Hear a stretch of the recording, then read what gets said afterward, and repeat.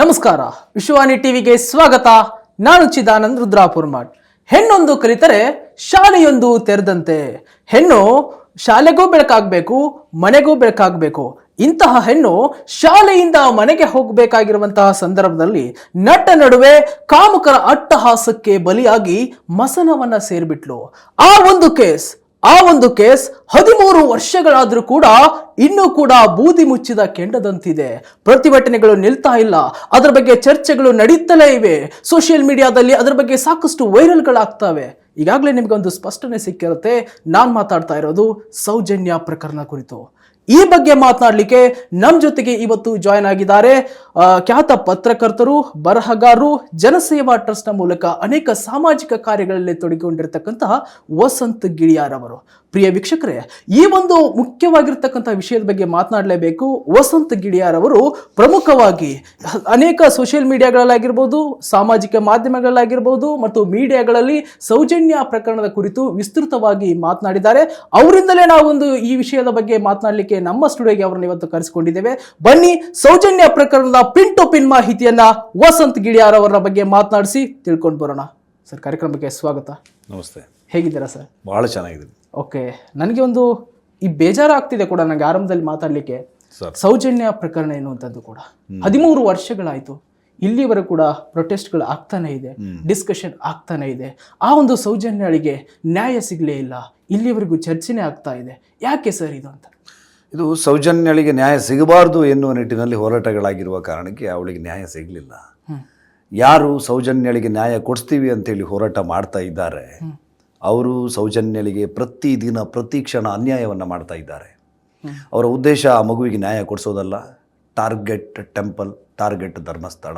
ಅವರ ವೈಯಕ್ತಿಕವಾದ ದ್ವೇಷವನ್ನು, ಅವರ ಕೆಲವು ಹಪಾಹಪಿಗಳನ್ನು, ಅವರ ಸೇಡನ್ನು ತೀರಿಸ್ಕೊಳ್ಳಿಕ್ಕೆ ಸೌಜನ್ಯ ನೆಪ ಮಾತ್ರ. ಇದು ಟಾರ್ಗೆಟ್ ಧರ್ಮಸ್ಥಳ, ಧರ್ಮಕ್ಷೇತ್ರದ ವಿರುದ್ಧ ನಡೀತಾ ಇರುವಂಥ ಒಂದು ದುಷ್ಟ ಸಂಚು ಅಂತ ನಾನು ಹೇಳ್ತೀನಿ. ಓಕೆ, ಈ ಒಂದು ಕೇಸ್ನಲ್ಲಿ ಸಂತೋಷ್ ಅವರು ಅರೆಸ್ಟ್ ಆಗುತ್ತೆ, ಬಂಧನ ಆಗುತ್ತೆ, ಜೈಲು, ಬೇಲು, ಹೀಗೆ ಎಲ್ಲವೂ ಕೂಡ ಆಗುತ್ತೆ. ಕೊನೆಗೆ ನಿರಪರಾಧಿ ಆಗ್ತಾರೆ ಸಂತೋಷ್ ರಾವ್. ಹಾಗಾದ್ರೆ ಆರೋಪಿ ಯಾರು ಅಂತ ಹೇಳಿ ಇಲ್ಲಿವರೆಗೂ 13 ವರ್ಷ ಆಯ್ತು. 2012 ಅಲ್ಲಿ 2025 ನಾವಿದೀಗ. ಹೇಗೆ ಆಯ್ತಂತೆ ಸರ್? ಸಂತೋಷ್ ರಾವ್ ಈಗ ನಮ್ಮ ದೇಶದ ಕ್ರೈಮ್ ರೇಟ್ಗಳನ್ನು ತಗೊಂಡ್ರೆ, ಒಂದು 100 ಮರ್ಡರ್ ಕೇಸ್ ತಗೊಂಡ್ರೆ ನಿಮಗೆ ಶಿಕ್ಷೆ ಆಗೋದು ಒಂದು 10 ಮರ್ಡರ್ ಕೇಸ್ಗಳಲ್ಲಿ. 90 ಮರ್ಡರ್ ಕೇಸ್ಗಳಲ್ಲಿ ಪ್ರಕರಣ ಖುಲಾಸೆ ಆಗುತ್ತೆ. ರೇಪ್ನ ರೇಟ್ ತಗೊಂಡ್ರೆ 6,600 ಸಮಥಿಂಗ್ ರೇಪ್ಗಳಲ್ಲಿ 24 ಆರೋಪಿಗಳಿಗೆ ಮಾತ್ರ ಶಿಕ್ಷೆ ಆಗಿರುವಂಥ ವರದಿಯನ್ನು ಮೊನ್ನೆ ಅಷ್ಟೇ ನಾವು ಪತ್ರಿಕೆಗಳಲ್ಲಿ ನೋಡಿದ್ವಿ. ಒಂದು ಪ್ರಕರಣದಲ್ಲಿ ಆರೋಪಿಯೊಬ್ಬ ಖುಲಾಸೆ ಆದರೆ ಆತ ನಿರಪರಾಧಿ ಕೋರ್ಟಿನ ದಾಖಲೆಗಳ ಕಡತಗಳ ಕಾರಣಕ್ಕಾಗಿರಬಹುದು. ದೇವರ ಕೋರ್ಟ್ನಲ್ಲಿ ಆತ ನಿರಪರಾಧಿ ಆಗಿರೋದಿಲ್ಲ.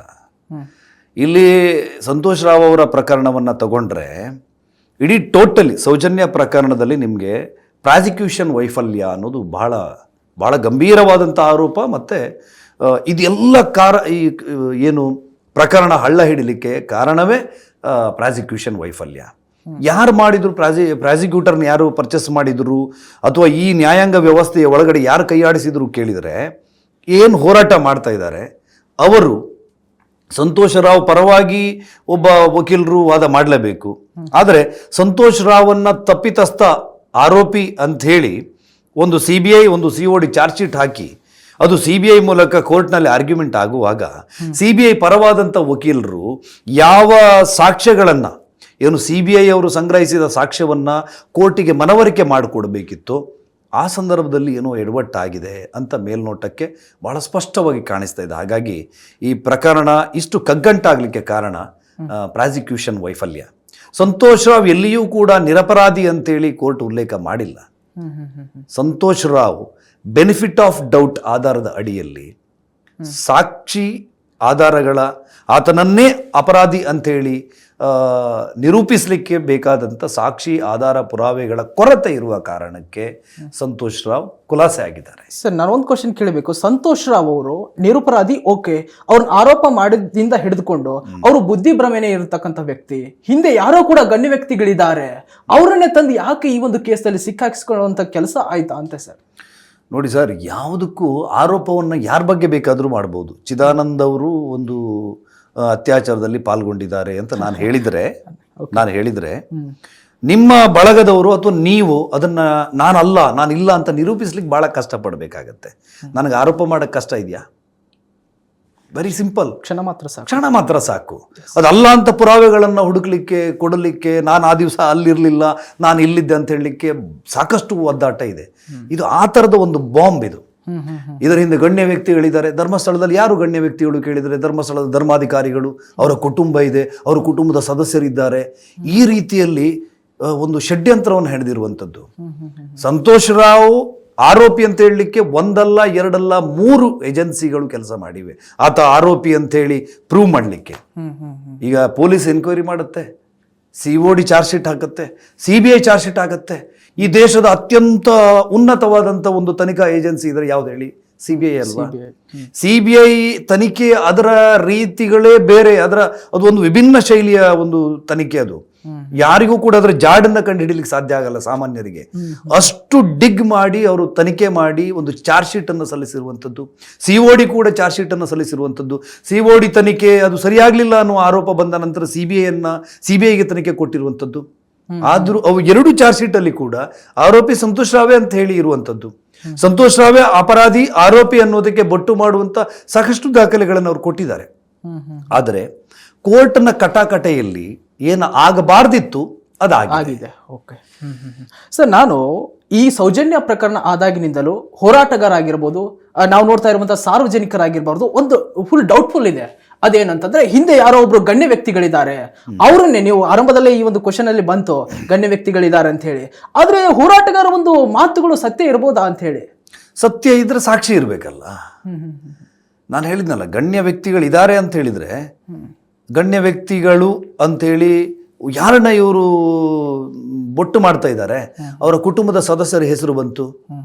ಏನು ಮುಚ್ಚಿಡುವಂತ ರಹಸ್ಯ ಅಲ್ಲ, ನಿಶ್ಚಲ್ ಜೈನ್ ಅವರ ಹೆಸರು ಬಂತು.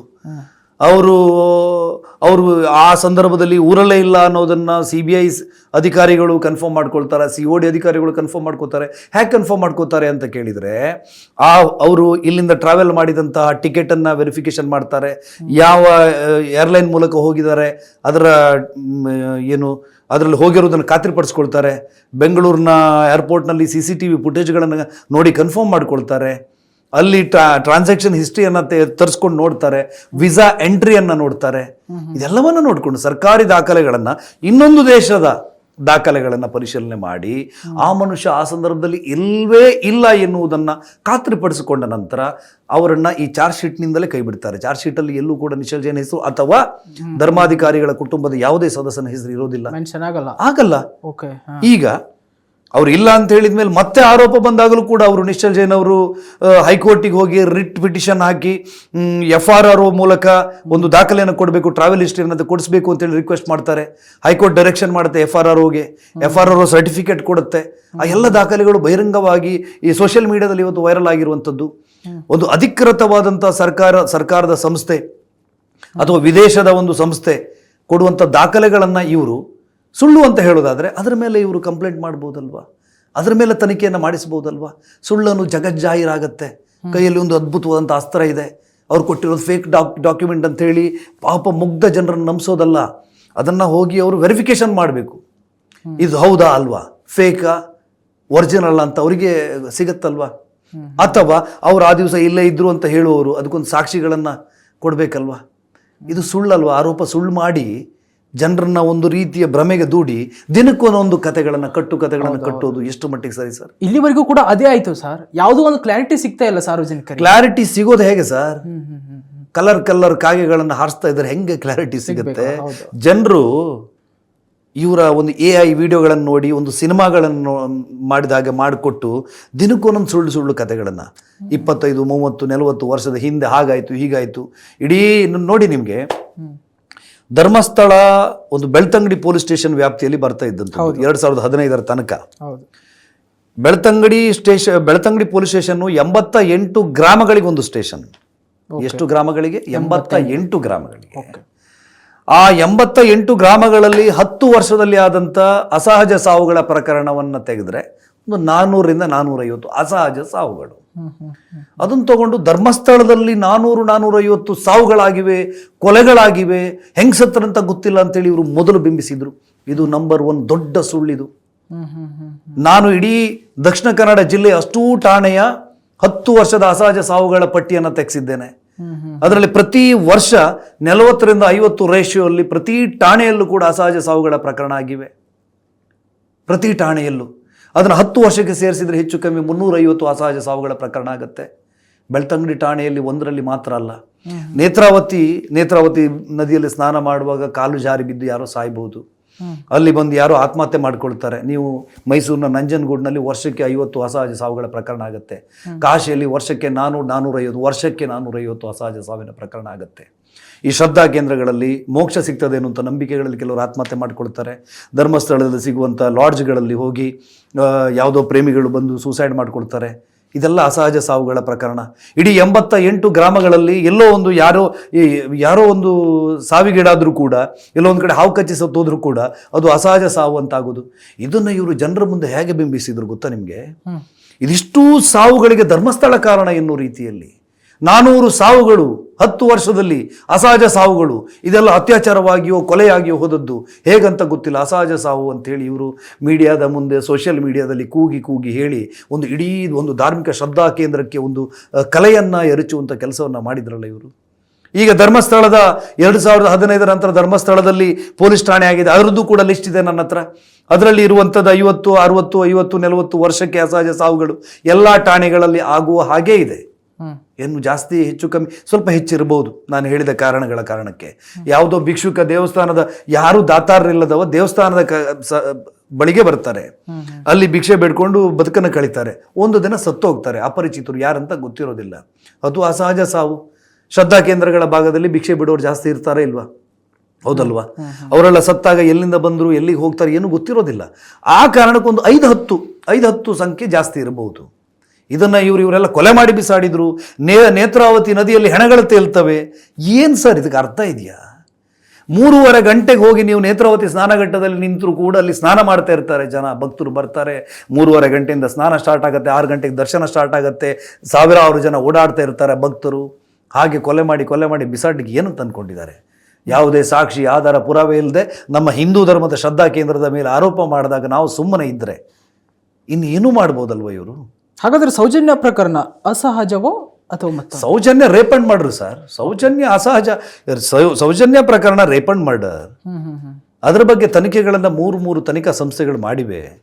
ಆರಂಭಿಕ ಹಂತದಲ್ಲಿ ತನಿಖೆ ಮಾಡಿದಂತಹ ಪೊಲೀಸ್ ಇಲಾಖೆ ಪೋಸ್ಟ್ಮಾರ್ಟಮ್ ಅನ್ನು ಮಾಡಿಸಬೇಕಿದ್ದದ್ದು KMC ಅಥವಾ ಮಂಗಳೂರಿನ ಒಂದು ಮುಂದುವರೆದ ಆಸ್ಪತ್ರೆಗಳಲ್ಲಿ ಆಗಬೇಕಿತ್ತು. ನಾನು ಕೇಳ್ಪಟ್ಟ ಹಾಗೆ ಆ ಸಂದರ್ಭದಲ್ಲಿ ಬಹಳ ಒತ್ತಡಗಳಿತ್ತು.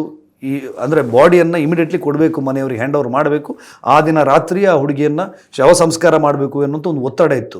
ಇನ್ನೆಲ್ಲಿಗೋ ಕಳಿಸೋದು, ಅಲ್ಲಿಂದ ಲೇಟ್ ಆಗೋದು, ಯಾಕಂದರೆ ಹೆಣ ಸಿಗುವಾಗಲೇ ಬಹಳ ಕೆಟ್ಟ ರೀತಿಯಲ್ಲಿ ಸಿಕ್ಕಿದೆ. ಅವತ್ತು ದಿನ ಏನಾಯ್ತು ಅನ್ನೋದು ಎಕ್ಸಾಕ್ಟ್ಲಿ ಗೊತ್ತಿದೆಯಾ ನಿಮಗೆ? ಸ್ವಲ್ಪ ಅದ್ರ ಬಗ್ಗೆ ಮಾಹಿತಿ ತಿಳಿಸ್ಕೊಡೋದು ಸರ್. ಆವತ್ತಿನ ದಿವಸ ನೋಡಿ, ಹುಡುಗಿ ಬೆಳಿಗ್ಗೆ ಹೊಸ ಅಕ್ಕಿ ಊಟ ಇರುವ ಕಾರಣಕ್ಕೆ ಉಪವಾಸ ಮನೆಯಿಂದ ಹೊರಟಿರ್ತಾಳೆ ಅಂತ ಅಮ್ಮ ಹೇಳುವಂಥದ್ದು. ಮಧ್ಯಾಹ್ನ ಎಕ್ಸಾಮ್ ಇತ್ತು, ಹುಡುಗಿ ಎಕ್ಸಾಮ್ ಅಟೆಂಡ್ ಮಾಡ್ತಾಳೆ. ಎಕ್ಸಾಮ್ ಆದ ನಂತರ ಸ್ಪೆಷಲ್ ಕ್ಲಾಸ್ ಕಾಲ್ ಮಾಡ್ತಾರೆ. ಹುಡುಗಿ ಉಪವಾಸ ಇದ್ಲು, ಊಟ ಮಾಡಿಲ್ಲ. ಅಲ್ಲಿ ಅವಳ ಕ್ಲಾಸ್ಮೇಟ್ ಜಾಹ್ನವಿ ಊಟ ಕೊಟ್ಟರು ತಿನ್ನಲ್ಲಂತೆ. ಆಮೇಲೆ ಸ್ಪೆಷಲ್ ಕ್ಲಾಸ್ ಅಟೆಂಡ್ ಮಾಡಿ ಅವಳ ಗೆಳತಿ ಫಾತಿಮಳ ಜೊತೆಗೆ ಅವಳು ಮನೆಗೆ ಹೋಗಬೇಕಿತ್ತು. ಆ ದಿವಸ ಫಾತಿಮಾ ಸೈನ್ಸ್ ಸ್ಟೂಡೆಂಟ್ನ ಕಾಯ್ತಾ ಇರೋ ಕಾರಣಕ್ಕೆ ಆ ದಿನ ಅವಳ ಜೊತೆ ಫಾತಿಮಾ ಬರೋದಿಲ್ಲ.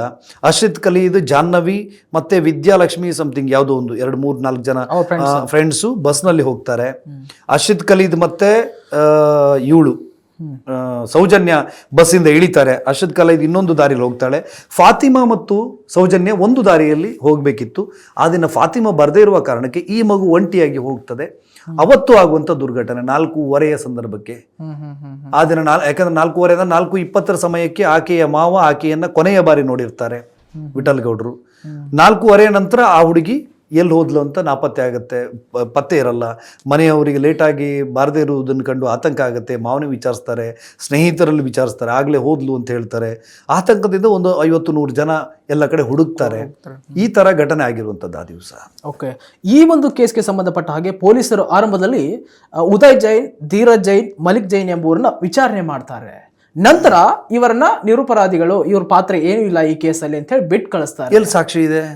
ಅಲ್ಲ ಸರ್, ಈಗ ಇದಕ್ಕೆ ಸಂಬಂಧಪಟ್ಟ ಹಾಗೆ ಸಾಕಷ್ಟು ಕೂಡ ಚರ್ಚೆ ಆಯ್ತು. ಈಗ ಅವ್ರನ್ನ ಕರೆಸಿದ್ರು ಸ್ಟೇಷನ್ಗೆ, ಸಾಕಷ್ಟು ಚರ್ಚೆ ಮಾಡಿದ್ರು ಇವ್ರ ಬಗ್ಗೆ, ಇವ್ರ ಕೇಸಲ್ಲಿ ಇವರು ಕೂಡ ಇನ್ವಾಲ್ವ್ ಇದ್ದಾರೆ ಅಂತ ಅನ್ನೋದ್ ಬಗ್ಗೆ. ಈಗ ಅವ್ರು ಖುಲಾಸೆ ಈಗ ಅವ್ರು ಹೇಳುವವರು COD ಅಧಿಕಾರಿ ಬಂದಾಗಲೂ ಕೂಡ ಅವ್ರು ಹೇಳಿರುವುದಿಲ್ಲ. TV9 ಸ್ಟುಡಿಯೋದಲ್ಲಿ ಇವರು ಅನೌನ್ಸ್ ಮಾಡಿದ ನಂತರ ಪುನಃ COD ಪುನಃ ಬಂದು ಎನ್ಕ್ವೈರಿ ಮಾಡುವಂಥದ್ದು. ಹಾಗಿದ್ರೆ ಇವ್ರು ಹೇಳಿಕೆ ಕೊಡೋದಿಲ್ಲ, ಹಾಕಿರೋದಿಲ್ಲ, ಕಂಪ್ಲೇಂಟ್ ಅಲ್ಲಿ ಇವರು ಬರೆದಿರೋದಿಲ್ಲ.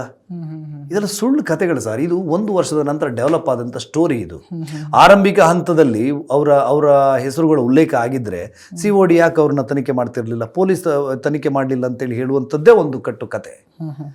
ಇದು 10 ವರ್ಷದ ನಂತರ ಹೆಣೆದಿರುವಂಥ ಇಂಥ 100 ಸುಳ್ಳು ಕಥೆಗಳನ್ನ ಹೇಳ್ಬೋದು. ದಿನಕ್ಕೊಂದೊಂದು ಕಥೆಗಳನ್ನು ಹೇಳ್ತಾ ಇದ್ದಾರೆ ಅವರು. ಓಕೆ, ಧರ್ಮಸ್ಥಳ ಎನ್ನುವಂಥದ್ದು ಒಂದು ಧಾರ್ಮಿಕ ಕೇಂದ್ರ, ಸಾಕಷ್ಟು ಭಕ್ತರು ಅಲ್ಲಿಗೆ ಬರ್ತಾರೆ. ಇಲ್ಲಿವರೆಗೂ ಕೂಡ ಆದ್ರೂ ಕೂಡ ಸಾಕಷ್ಟು ಐತಿಹಾಸಿಕ ಇತಿಹಾಸವನ್ನು ಹೊಂದಿರುವಂಥದ್ದು ಧರ್ಮಸ್ಥಳ. ಈ ಒಂದು ಹಿಂದೂ ಸಂಪ್ರದಾಯನ ಹೊಂದಿರುವಂತಹ ಕ್ಷೇತ್ರವನ್ನ ಎಲ್ಲೋ ಕುಗ್ಗಿಸ್ಲಿಕ್ಕೆ, ಅಲ್ಲಿನ ಧರ್ಮಾಧಿಕಾರಿಗಳ ವಿರುದ್ಧ ಏನೋ ಒಂದು ಎತ್ತಿ ಕಟ್ಟಲಿಕ್ಕೆ ಈ ತರದ ಒಂದು ಷಡ್ಯಂತ್ರಗಳು ಏನಾದರೂ ನಡೀತಿದೆಯಾ? ಇನ್ನೇನಾಗ್ತಿರು ಸರ್ ಅಲ್ಲಿಗ? ನೋಡಿ, ನೀವು ಧರ್ಮಸ್ಥಳಕ್ಕೆ ನಾನು ಭಾಳ ಸಣ್ಣವನಿಂದ ಹೋಗ್ತಿದ್ದೆ. ನೀವು ಹೋಗ್ತಿದ್ರಾ? ನಾನು ಹೋಗಿದ್ದೀನಿ. ನೋಡಿ, ಅಲ್ಲಿನ ಈ ಕೊಠಡಿಗಳೆಲ್ಲ ತುಂಬಿದಾಗ ಚಾಪೆಗಳನ್ನು ಕೊಡ್ತಾರೆ, ಅಲ್ಲಿನ ಹಾಲ್ಗಳಲ್ಲೆಲ್ಲ ಮಲಗ್ತಾರೆ. ಕೆಲವರು ಬೇರೆ ಬೇರೆ ಊರಿನಿಂದ ಬಂದವರು ಅವರೇ ಮನೆಯಿಂದ ಬರುವಾಗಲೇ ಒಂದು ಸೀರೆ ತಗೊಂಡು ಬರ್ತಾರೆ, ಅಲ್ಲೆಲ್ಲೋ ನೆಲದ ಮೇಲೆ ಹಾಸ್ಕೊಳ್ತಾರೆ. ಸಣ್ಣ ಸಣ್ಣ ಮಕ್ಕಳು ಎಲ್ಲ ಅಲ್ಲೇ ಮಲ್ಕೊಳ್ತಾರೆ. ಯಾವತ್ತಾದ್ರೂ ಒಂದು ಈ ಥರದ ಪ್ರಕರಣಗಳು ನಡೆದಿದ್ದು ಕೇಳಿದ್ದೀರಾ ನೀವು? ಅಲ್ಲಿ ಅವ್ರು ಹೇಳೋ ಪ್ರಕಾರ ಆ ಸೌಜನ್ಯರ ತಾಯಿ ಹೇಳ್ತಾರೆ, ಅಲ್ಲಿಯ ಕಾಡಿನಲ್ಲಿ ನನ್ನ ಹುಡುಗಿ ಮಗಳ ಶವ ಸಿಕ್ಕಿದ ಜಾಗದಲ್ಲಿ 10,000 ತಲೆಬುರುಡಿಗಳು, ಹೆಣ್ಣು ಮಕ್ಕಳ ತಲೆ ಕೂದಲುಗಳು ಸಿಕ್ಕಿವೆ, ಅಸ್ಥಿ ಪಂಜರಗಳು ಸಿಕ್ಕಿವೆ ಅಂತೇಳಿ ಆ ಹೆಣ್ಣು ಮಗಳು ಹೇಗೆ ಹೇಳ್ತಾರೋ ನನಗೆ ಅದನ್ನು ಯೋಚನೆ ಮಾಡಿದರೆ ಭಯ ಆಗತ್ತೆ. ಅಷ್ಟು ಜನ, ಸಾವಿರಾರು ಜನ ಅಲ್ಲಿ ರಸ್ತೆ ಮೇಲೆಲ್ಲ ಮಲಗ್ತಾ ಇದ್ರು ಧರ್ಮಸ್ಥಳದಲ್ಲಿ. ದೊಡ್ಡ ದೊಡ್ಡ ಸೋಮವಾರವೋ ಭಾನುವಾರವೋ ಸಿಕ್ಕಾಪಟ್ಟೆ ಭಕ್ತರು ನೆರೆದಿರುವಂಥ ಸಂದರ್ಭದಲ್ಲಿ ಯಾವುದಾದ್ರೂ ಮಗುನ ಹೇಳ್ಕೊಂಡು ಹೋಗಿ ಏನಾದರೂ ಅತ್ಯಾಚಾರ ಮಾಡಿದ ಪ್ರಕರಣ ಆಗಿದೆಯಲ್ಲಿ? ಯಾಕಾಗಿಲ್ಲ? ಧರ್ಮಸ್ಥಳ ಅಂತ ಹೇಳಿದರೆ ಒಂದು ರೀತಿ ಭಯ ಬೀಳಿಸುವಂತಹ ರೀತಿಯಲ್ಲಿ ಇವರು ಹೇಳಿಕೆಗಳನ್ನು ಕೊಡುವಂಥದ್ದು. ಧರ್ಮಸ್ಥಳಕ್ಕೆ ಬರಬೇಡಿ, ನಿಮ್ಮ ಮಕ್ಕಳನ್ನೆಲ್ಲ ಅತ್ಯಾಚಾರ ಮಾಡಿ ನದಿಗೆ ಎಸಿತಾರೆ. ಇದು ಏನು ಸರ್ ಇದು? ಇದು 100ಕ್ಕೆ 100 ಧರ್ಮಸ್ಥಳವನ್ನು ಟಾರ್ಗೆಟ್ ಮಾಡ್ತಾ ಇರುವಂಥದ್ದು. 1-2 ಸಾರಿ ಅಲ್ಲ, ನಿರಂತರವಾಗಿ ಇವರು ಏನು ಧರ್ಮಸ್ಥಳದ ಕುರಿತು ಇವತ್ತು ಕಥೆಯನ್ನು ಕಟ್ಟಿದಾರಲ್ವಾ, ಇದು ಒಂದು 6-7 ದಶಕದಿಂದಲೂ ಈ ಪ್ರಯೋಗಗಳನ್ನು ಮಾಡ್ತಲೇ ಬಂದರು. ಇವತ್ತು ನಮ್ಮ ಇಡೀ ಕರಾವಳಿ ಭಾಗದಲ್ಲಿ ನಮ್ಮಲ್ಲಿ ಮತಾಂತರ ಎನ್ನುವಂಥದ್ದು ಇಲ್ಲವೇ ಇಲ್ಲ. ಹೆಚ್ಚು ಕಮ್ಮಿ ಅದು ಆ ದಾಳಿಗೆ ಒಳಗಾಗ್ಲಿಕ್ಕೆ ಸಾಧ್ಯವೇ ಆಗಲಿಲ್ಲ. ಗ್ರಾಮೀಣ ಭಾಗದಲ್ಲಿ ಬೇರೆ ಬೇರೆ ಬಹಳ ಅತ್ಯಂತ ಕೆಳವರ್ಗದ ಜನಾಂಗದಲ್ಲಿಯೂ ಕೂಡ ಆರ್ಥಿಕವಾದ ಸ್ವಾವಲಂಬನೆಯನ್ನು ಧರ್ಮಸ್ಥಳ ಮಾಡಿರುವ ಕಾರಣಕ್ಕೆ, ಆ ಶಕ್ತಿಯನ್ನು ಕೊಟ್ಟಿರುವ ಕಾರಣಕ್ಕೆ ಇವತ್ತು ನಮ್ಮಲ್ಲಿ ಮತಾಂತರದ ದಾಳಿಗಳಾಗ್ತಾ ಇಲ್ಲ. ಇದೆಲ್ಲವನ್ನ ಗಮನಿಸಿದಂಥ ಒಂದು ತಂಡ ಒಂದು ಸೌಜನ್ಯ ಎನ್ನುವಂತಹ ಒಂದು ವೆಪನ್ ಇಟ್ಟುಕೊಂಡು ಧರ್ಮಕ್ಷೇತ್ರದ ಮೇಲೆ ದಾಳಿ ಮಾಡ್ತಾ ಇರುವಂಥ ಇದು ಪ್ರಿಪ್ಲ್ಯಾಂಡ್ ಸಂಚಿದು. ಓಕೆ, ಅವತ್ತು ಸೌಜನ್ಯ ಒಂದು ಡೆತ್ ಆದಂಥ ಸಂದರ್ಭದಲ್ಲಿ, ಲಾಸ್ಟ್ಗೆ ಬಾಡಿ ಸಿಕ್ಕಂಥ ಸಂದರ್ಭದಲ್ಲಿ ಆ ಸಿಕ್ಕಿರ್ತಕ್ಕಂಥ ಬಾಡಿಯನ್ನು ನೀರಿಗೆ ಎಸೆಯಲಾಯಿತು, ಹೀಗೆ ನಾನಾ ಕಟ್ಟುಕತೆಯನ್ನು ಕಟ್ಟಿದ್ರು. ಆದ್ರೆ ಪೊಲೀಸರು ಹೇಳ್ತಾ ಇರುವುದೇ ಬೇರೆ ಅಲ್ವಾ? ಏನು ಹೇಳ್ತಾ ಇದ್ದಾರೆ ಪೊಲೀಸರು? ಹೇಳ್ತಾ ಇದ್ದಾರೆ ಇವರು ನಿರೂಪಣೆ ಅಲ್ಲ, ಆ ರೀತಿಯಾಗಿರುವಂತಹ ಕೊಲೆ ಅಲ್ಲ, ಅದು ಬೇರೆ ರೀತಿ ಆಗ್ತಾ ಇದೆ, ಇನ್ವೆಸ್ಟಿಗೇಷನ್ ಆಗ್ತಾ ಇದೆ ಎನ್ನುವಂತ ಮಾಹಿತಿ. ನೋಡಿ, ಸೌಜನ್ಯ ರೇಪ್ ಅಂಡ್ ಮರ್ಡರ್ ಆದ ದಿವಸ ಹುಡುಕಾಟ ಮಾಡ್ತಾರೆ. 2 ಪ್ರಶ್ನೆಗಳಿತ್ತು. ಹುಡುಗಿ ಆ ದಿನ ಎಕ್ಸಾಮ್ ಇದೆ, ಕಷ್ಟ ಆಯ್ತೇನೋ ಅವಳಿಗೆ, ಟೆನ್ಷನ್ ತಗೊಂಡೆಲ್ಲ ಸೂಸೈಡ್ ಮಾಡ್ಕೊಂಡಿದ್ದಾಳೇನೋ ಅನ್ನುವ ಕಾರಣಕ್ಕೆ ನೇತ್ರಾವತಿಯ ಆ ಹೊಳೆಗಳಿರುವಂಥ ಭಾಗದಲ್ಲಿ ಹುಡುಕಿರ್ತಾರೆ. ಮಳೆ ಬರ್ತಾ ಇತ್ತು, ಅಂದರೆ ಮಳೆ ನಿಂತ ಕಾಲ ಅದು, ಬಟ್ ಮಧ್ಯಾಹ್ನದಿಂದ ಮಳೆ ಜೋರಾಗಿತ್ತು. ಆಮೇಲೆ ಅಲ್ಲೆಲ್ಲಾದರೂ ತಲೆ ತಿರುಗಿ ಬಿದ್ದಿರ್ಬೋದಾ, ಬೆಳಿಗ್ಗೆಯಿಂದ ಅವಳು ಉಪವಾಸದಲ್ಲಿದ್ಲು, ತಲೆ ತಿರುಗಿ ಬಿದ್ದಿರ್ಬೋದಾ, ಬುಷಸ್ ಇತ್ತು ರೋಡ್ ಸೈಡಲ್ಲಿ ಅಂಥೇಳಿ ಅಲ್ಲೆಲ್ಲ ಹುಡುಕ್ತಾರೆ. ಹುಡುಗಿ ಕಾಡೊಳಗಡೆ ಅವಳನ್ನ ಯಾರೋ ತಗೊಂಡೋಗಿ ಅತ್ಯಾಚಾರ ಮಾಡಿದಾರನ್ನೋ ಡೌಟ್ ಯಾರಿಗೂ ಇರಲಿಲ್ಲ ಅಂತ ಅಲ್ಲಿ ಹುಡುಕಿದವರಲ್ಲಿ ನಾನು ಕೇಳಿರುವಂಥದ್ದು. ಲವ್ ಜಿಹಾದ್ ಬಹಳ ಸದ್ದು ಮಾಡ್ತಿದ್ದಂಥ ಕಾಲ, ಆ ರೀತಿ ಅಲ್ಲೆಲ್ಲಾದರೂ ಅವಳು ಮಿಸ್ ಆದ್ಲ, ಈ ಥರದ ಒಂದು ಅನುಮಾನ ಇಟ್ಕೊಂಡು ಹುಡುಕಾಟ ಮಾಡಿದ್ರು ಹೊರತು ಅಲ್ಲಿ ಒಳಗಡೆ 400-500 ಜನ ಹುಡುಕಿದ್ದಾರೆ ಅನ್ನುವಂಥದ್ದೇ ಸುಳ್ಳು. ಹುಡುಕಾಟ ಮಾಡಿದವರನ್ನೇ ನಾನು ಮಾತಾಡ್ಸಿದ್ದೀನಿ. ಯಾಕಂದರೆ ನಿಮಗೆ ಆ ಒಂದು ಸಣ್ಣ ತೊರೆ, ಆ ರಸ್ತೆಯ ಪಕ್ಕದಲ್ಲಿ ಒಂದು ತೊರೆ ಹರಿತದೆ. ಅದು ಮಳೆ ಬೀಳದ ಸಂದರ್ಭದಲ್ಲಿ ಆ್ಯಂಕಲ್ಗಿಂತ ಕೆಳಗೆ ನೀರಿರ್ತದೆ ಅದರ ಹರಿವು. ಮಳೆ ಬಂದಾಗ ಕಾಡಿನ ಮೇಲೆ ಬಿದ್ದಂಥ ಮಳೆ ಪೂರ್ತಿ ಆ ತೋಡಿಗೆ ಬರುವಂಥದ್ದು. ಬಂದಾಗ ಆ ನೀರು ಫುಲ್ ಆಗ್ತದೆ, ಫ್ಲೋ ಜಾಸ್ತಿ ಆಗುತ್ತೆ, 5-6 ಅಡಿ ನೀರು ಬರ್ತದೆ ಅದು.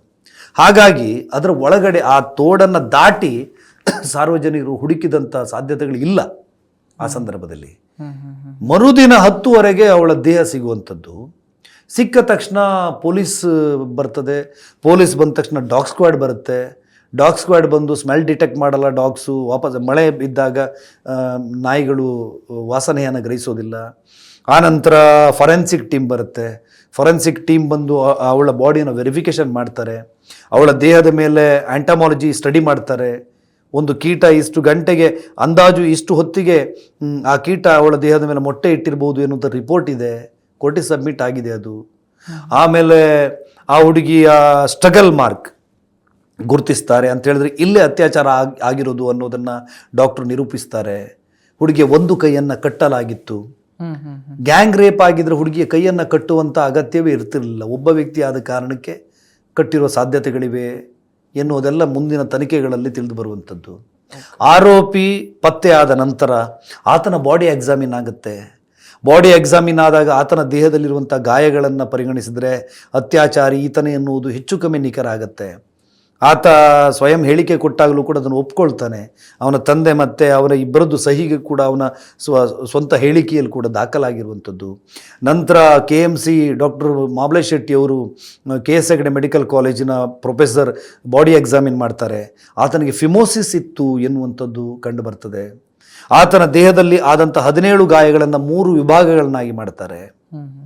ಆ 3 ವಿಭಾಗಗಳಲ್ಲಿ 1ರಿಂದ 4 ಮತ್ತು 11ನೇ ಗಾಯ ಏನು ಉಗುರಿನಿಂದ ಪರಚಿದಂಥ ಗಾಯ. ಬೆನ್ನ ಮೇಲೆ ಯಾರಾದರೂ ಹೀಗೆ ಹೆಗಲ ಮೇಲೆ ಒಬ್ಬ ವ್ಯಕ್ತಿಯನ್ನು ಹಾಕ್ಕೊಂಡಾಗ ಆತ ಬೆನ್ನನ್ನು ಪರಚಿದರೆ ಆಗುವಂಥ ಗಾಯ ಅಂತಹ ಗಾಯಗಳನ್ನು ಗುರುತಿಸ್ತಾರೆ. ಆತನ ಗುಪ್ತಾಂಗದಲ್ಲಿ ಆದಂಥ ಗಾಯವನ್ನು ಗುರುತಿಸ್ತಾರೆ. ಆ ಎಲ್ಲ ಗಾಯ ಆದಂಥ ಅವಧಿ 48ರಿಂದ 72 ಗಂಟೆಯ ಹಿಂದೆ ಅಂಥೇಳಿ ಡಾಕ್ಟರು ಕನ್ಸಿಡರ್ ಮಾಡ್ತಾರೆ. ಆ ಸಮಯವನ್ನು ತುಲನೆ ಮಾಡಿದಾಗ ಸೌಜನ್ಯ ಅತ್ಯಾಚಾರವಾದಂಥ ಸಮಯಕ್ಕೆ ಬಂದದ್ದು ನಿಲ್ತದೆ. ಆಮೇಲೆ ಈ ರೀತಿಯ ಎಲ್ಲ ತನಿಖೆಗಳನ್ನು ಮಾಡಿದ ನಂತರ ಆತನ ಮೇಲೆ ಆರೋಪ ಪಟ್ಟಿ ಸಲ್ಲಿಕೆ ಆಗುವಂಥದ್ದು. ನನಗೆ ಈ ಒಂದು ಪ್ರಶ್ನೆ ಕೇಳೋಕೆ ನನಗೂ ಕೂಡ ಬೇಜಾರು ಅನಿಸುತ್ತೆ.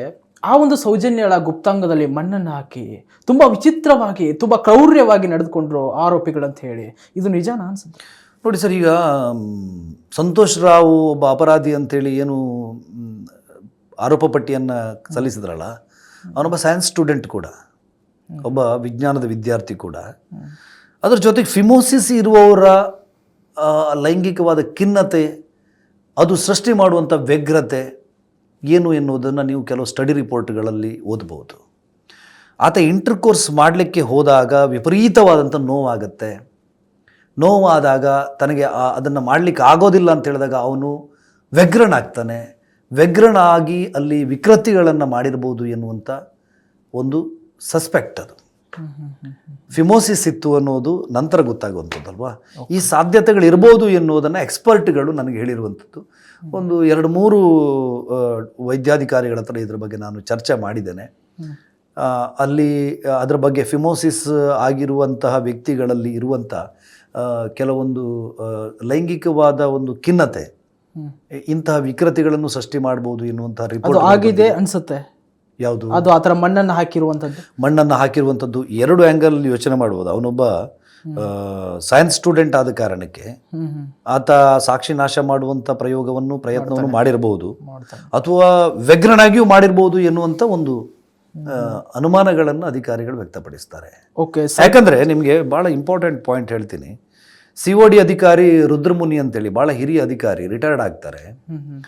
ಅವರು ಮಧುಕರ್ ಶೆಟ್ಟರು SP ಇದ್ದಾಗ, ಲೋಕಾಯುಕ್ತ SP ಇದ್ದಾಗ DYSPಗೆ ಅವ್ರು ತಗೊಳ್ತಾರೆ. ಅಂದರೆ ಇಡೀ ಕರ್ನಾಟಕ ರಾಜ್ಯದಲ್ಲಿ ಒಬ್ಬ ಸೂಪರ್ ಕಾಫ್, ಒಬ್ಬ ಅತ್ಯಂತ ಪ್ರಾಮಾಣಿಕ ಅಧಿಕಾರಿ ಯಾರು ಅಂತ ನೋಡಿದಾಗ ಸಂತೋಷ್ ಹೆಗಡೆ ಅವರು ಮಧುಕರ್ ಶೆಟ್ಟರನ್ನ ತಗೊಂಡು ಒಂದು ಟೀಮ್ ನೀವು ಬಿಲ್ಡ್ ಮಾಡಿ ಅಂತ ಹೇಳ್ತಾರೆ.